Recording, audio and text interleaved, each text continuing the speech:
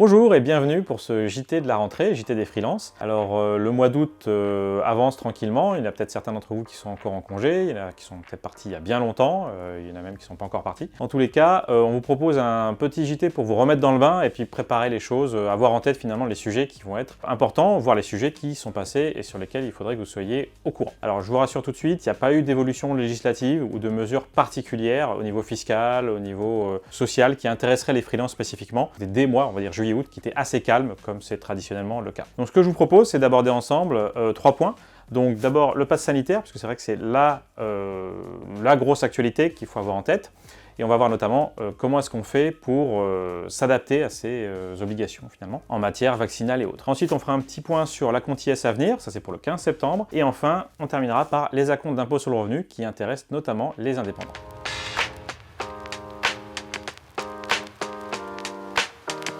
Alors, tout de suite, premier sujet, le pass sanitaire. Alors, je vais évidemment me focaliser sur la partie freelance encore une fois, je ne m'intéresse pas à la partie privée, je ne m'intéresse pas non plus à la partie salariale.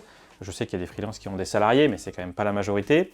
Donc là-dessus, je vous renvoie vers le site du ministère du Travail si vous avez des questions plus particulières sur le sujet, ça nécessiterait un développement très important. Pour la majorité des freelances, finalement, la question qui va se poser, c'est est-ce que je suis obligé d'avoir le pass sanitaire pour travailler? Alors, plusieurs hypothèses. Évidemment, si vous travaillez de chez vous, comme vous vous en doutez, là, vous êtes maître chez vous, donc il n'y a pas d'obligation, vous faites comme vous voulez. En revanche, si vous allez travailler chez vos clients, eh bien là, on va avoir aussi deux cas de figure. Dans le premier cas, vous allez travailler chez des clients qui reçoivent du public et qui eux-mêmes ont l'obligation de vérifier le pass sanitaire du public qu'ils reçoivent. Donc là, ça va être principalement tout ce qui est centre de loisirs, les cinémas, les parcs, même en plein air d'ailleurs, les choses comme ça, les restaurants, les bars, voilà. Donc dans tous ces lieux-là, si vous allez travailler dans qu'un de vos clients finalement fait partie de cette liste, et en plus que vous allez travailler dans un lieu où il y a du public, aux heures d'ouverture, dans ce cas-là, vous êtes soumis aux mêmes obligations que le public en question, et donc vous devrez présenter un pass sanitaire à compter du 30 août, quand bien même vous êtes juste intervenant extérieur et non pas salarié de la structure. Alors, si vous allez travailler dans un restaurant ou, je ne sais pas, encore une fois, un zoo, ce que vous voulez, travailler sur une partie technique, il y a des freelances qui font ça, hein,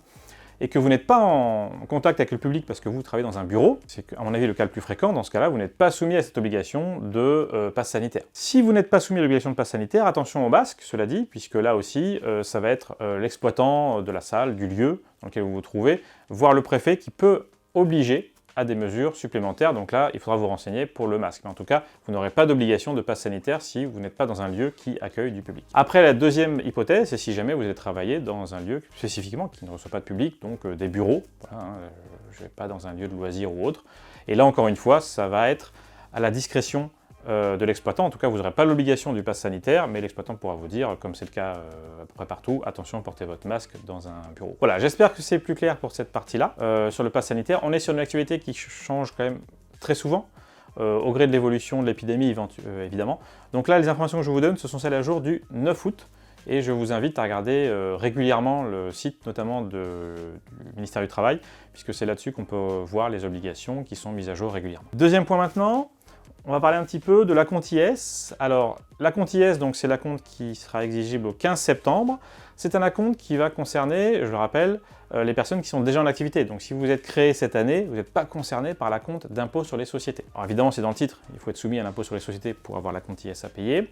En revanche, si vous avez arrêté un exercice, au moins un exercice bénéficiaire, là vous pouvez vous retrouver dans le cas où il faudra verser un acompte d'impôt sur les sociétés, donc encore une fois au 15 septembre. Donc cet acompte, il est égal à un quart du dernier IS connu, tout simplement. L'acompte n'est pas obligatoirement versé si jamais votre IS de l'année précédente était inférieur à 3 000 €, il y a un seuil. Donc en gros, le discours des impôts, c'est de dire si votre IS de l'année précédente est inférieur à 3 000, l'acompte ne fera pas grand-chose, je vous dispense de le verser. Ça ne veut pas dire qu'on exonérait d'IS, ça veut dire qu'on ne fait pas l'avance de la trésorerie, mais qu'on verra au solde s'il faut payer ou pas, tout simplement. Alors évidemment, si on a la chance de vous compter parmi nos clients expertcomptable.com, vous avez reçu ou vous allez recevoir très prochainement un mail de notre part qui vous indiquera le montant à payer, etc. Mais si jamais ce n'est pas le cas, attention, ne laissez pas passer cette échéance pour éviter des majorations. Si jamais vous deviez payer un acompte au 15 septembre et que vous avez omis de le faire, eh bien l'administration peut vous rajouter une pénalité de 5% à la fin de l'exercice. Les seuils que je vous ai donnés, donc notamment le 3 000 €, à savoir si vous avez ou pas un acompte à verser si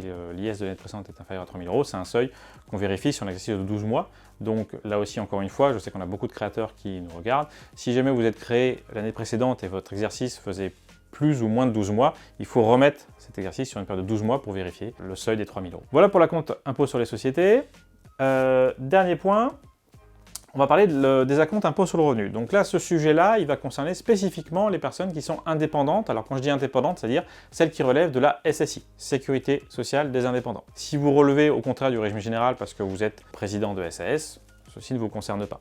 Pourquoi je dis ça? Parce que les personnes qui touchent une paye, un bulletin de paye, qu'elles soient salariées ou qu'elles soient présidents de leur société, il y a un acompte d'impôt sur le revenu, mais en fait c'est un prélèvement à la source qui est opéré, donc ça veut dire que c'est la personne qui fait le bulletin de paye qui prélève l'acompte d'impôt sur le revenu qu'il faut payer. Donc ça, on n'a rien à faire.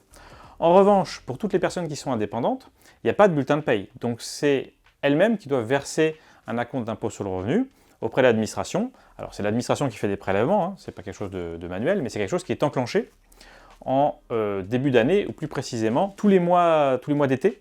Dès qu'on fait notre déclaration, donc au mois d'avril-mai, ça c'est notre déclaration d'impôt sur le revenu, l'administration reçoit la déclaration et ensuite vers juillet, août, ça dépend un petit peu des années, envoie un avis d'impôt sur le revenu. Donc au cours des congés, vous avez dû, si vous avez pris des congés, mais même si vous n'avez pas pris, vous avez dû recevoir votre avis d'impôt sur le revenu. Et lorsque l'administration envoie cet avis, elle met également à jour ses calculateurs pour recalculer un acompte d'impôt sur le revenu qui tienne compte des revenus dont elle a connaissance, donc de vos revenus déclarés cette année, mais qui concernaient 2020. Donc là, tous les indépendants, ils ont dû recevoir normalement une notification comme quoi les acomptes ont été recalculés en fonction de ce qu'ils avaient déclaré. Et comme l'année 2020 n'a pas forcément été une année très bonne pour un certain nombre de personnes, due à la crise sanitaire, il y a un certain nombre d'indépendants qui ont vu leurs revenus décroître, puisque évidemment il y avait peut-être moins de chiffre d'affaires, et donc ils ont moins pu se rémunérer. Donc vous avez, si vous êtes dans ce cas-là, déclaré vos revenus 2020, et ces revenus étaient peut-être inférieurs à ce que vous aviez auparavant. La problématique, c'est que si 2021 s'avère meilleur pour vous, alors tant mieux au point de vue économique, mais ça veut dire que l'administration va vous appeler des acomptes basés sur 2020, qui est une moins bonne année, donc des acomptes plus faibles, et possiblement, si 2021 est meilleur, quand on fera la régularisation à la fin, quand on fera impôt réellement dû moins acompte versé, ça fera un gros solde, puisqu'il n'y aura pas eu assez d'acomptes versés. Donc, le point de vigilance, c'est simplement de vous dire, si jamais vous êtes dans une situation telle que je viens de le décrire, revenu 2020 pas très bon, revenu 2021 qui vont être meilleurs, vous avez peut-être intérêt à vous connecter à votre espace personnel, impôt.gouv.fr, donc prenez bien le personnel et non pas le professionnel, bien sûr, pour aller vous-même moduler votre acompte d'impôt sur le revenu et donc peut-être demander à payer une somme plus élevée que ce qu'a calculé l'administration. Ça vous permettra d'éviter une régularisation qui pourrait être importante en 2022 quand la régularisation sera appelée. Voilà, donc ceci n'est pas obligatoire, si vous ne le faites pas, il n'y a pas de sanction. C'est vraiment pour vous une question de gestion de trésorerie personnelle. Quand on a plus de revenus, si c'est votre cas en 2021, il est plus facile de payer des acomptes à ce moment-là que si on ne fait rien. Le problème, c'est que si vous ne faites rien et que 2022 est une année où votre revenu augmente encore, vous aurez des acomptes plus élevés et un solde qui sera là plus élevé aussi. Donc ça vous fera peut-être un effet ciseau, un effet important, et donc des décaissements qui pourraient peut-être excéder ce que vous pouvez mettre. Donc n'hésitez pas à, encore une fois, faire cette démarche, allez sur le site impôt.gouv, gérez vos prélèvements à la source, modulez vos montants d'acompte, et puis demandez à payer des acomptes supplémentaires. Si jamais vous avez payé trop d'acomptes, pas de souci, l'administration vous remboursera ou déduira de ce que vous avez à payer plus tard dès qu'elle fera le reliquat, donc les sommes sont jamais perdues de toute façon. Voilà, on a traité un petit peu nos 3 sujets, j'espère que ces 3 points sont clairs. N'hésitez pas à indiquer en commentaire ce que vous avez pensé de la vidéo, à mettre un petit pouce, vous abonner comme d'habitude, et puis je vous dis à une prochaine fois pour une prochaine vidéo du JT des entrepreneurs.